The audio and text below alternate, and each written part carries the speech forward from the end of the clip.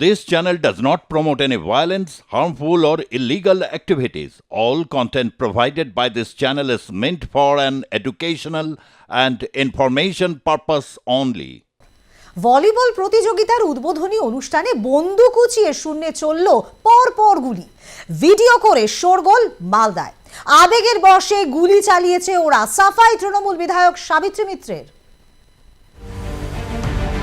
মালদহের ইংরেজ বাজারে তৃণমূল নেতাকে গুলি করে খুন করা হয়েছে ঠিক 22 দিন আগে।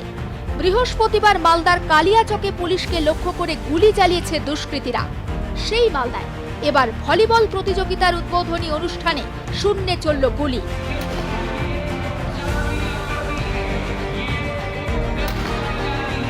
আর সেই ছবি ভাইরাল হয়েছে সোশ্যাল মিডিয়ায়। এরপরই নড়ে চড়ে বসে প্রশাসনও। স্থানীয় সূত্রে খবর, মালদার মানিক চকের নূরপুর এলাকায় রয়েছে টিপটপ ক্লাব। 23 জানুয়ারি ওই ক্লাবেরই উদ্যোগে ভলিবল টুর্নামেন্টের আয়োজন করা হয়েছিল নূরপুর উচ্চ বিদ্যালয় প্রাঙ্গণে। অভিযোগ, খেলার উদ্বোধন হয় শূন্যে গুলি ছুড়ে। কয়েকজন যুবক লাইন দিয়ে হাতে বন্দুক নিয়ে দাঁড়িয়েছিলেন। গুলি চলার সময় উপস্থিত দর্শকেরা হাততালি দিয়ে উচ্ছ্বাস প্রকাশ করেন।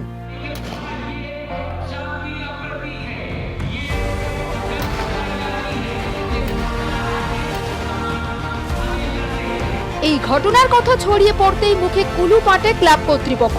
পুলিশ সূত্রে খবর, ভিডিও দেখে আগ্নেয়াস্ত্রগুলো বাজেয়াপ্ত করা হয়। জেলা পুলিশ সুপার জানান, 23 জানুয়ারি ভলিবল টুর্নামেন্টে মোট 4 রাউন্ড গুলি চলে। ব্যবহৃত 4টে বন্দুকের লাইসেন্স আছে, কিন্তু অস্ত্র আইন লঙ্ঘন হয়েছে ওই ঘটনায়, তাই অস্ত্রগুলো বাজেয়াপ্ত করা হয়েছে।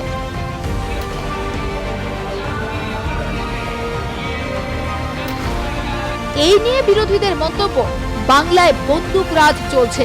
শাসক দলের নেতাদের মদতে দুষ্কৃতীদের দৌরাত্ম্য বেড়েছে। যদিও বিধায়ক সাবিত্রী মিত্রের দাবি, আবেগের বশে গুলি চালিয়েছে ওরা। এক সময় শারদ উৎসবের সময় অনেক জায়গাতে এই হচ্ছে যে অনেকেই লাইসেন্স প্রাপ্ত বন্দুক নিয়ে এই ঘটনা ঘটান। কখনোই এই উদাহরণ সমাজের গ্রহণযোগ্য নয়। এগুলো অতীত দিনে জমিদারি প্রথা যখন ছিল তখন এগুলো প্রজাদেরকে ভয় দেখানোর জন্য মানুষ এগুলো করত।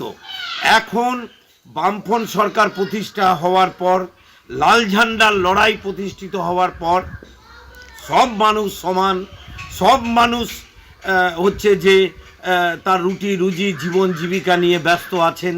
আমি উদ্যোক্তাদেরও অনুরোধ করব যে তৃণমূল যে ফাঁদ তৈরি করে সেই ফাঁদে দয়া করে আপনারা পা দেবেন না। একটা ভলিবল উৎসব যেমন হচ্ছে, ভলিবল খেলা হচ্ছে, আর পশ্চিমবঙ্গে অস্ট্রেলিয়া উৎসব হচ্ছে। তো অস্ট্রেলিয়া উৎসব হচ্ছে, তাতে গুলি ছুটছে, দেখাচ্ছে আমরা কত পারি। হ্যাঁ, তো এটা তো পশ্চিমবঙ্গে এটাই তো অপরাধীদের সর্বরাজ্য।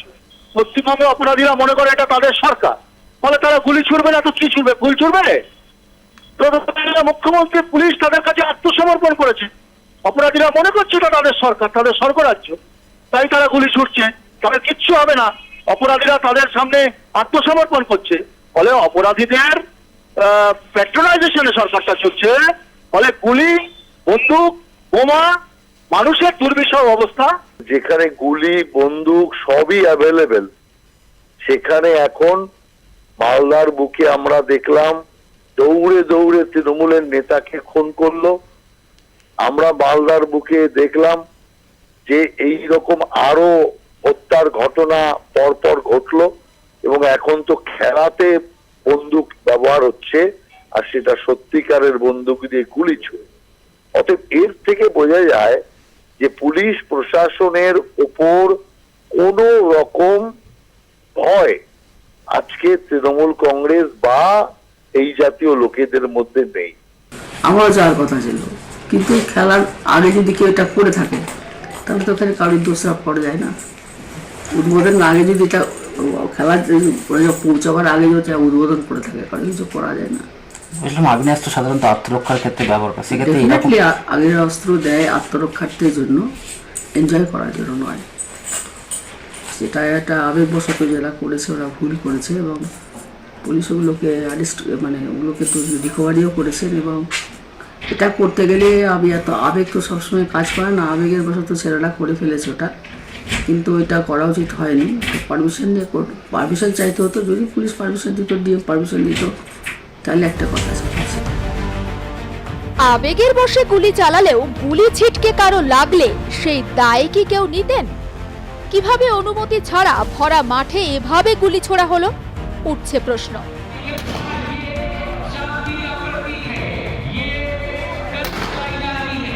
ব্যুরো রিপোর্ট, আর প্লাস নিউজ।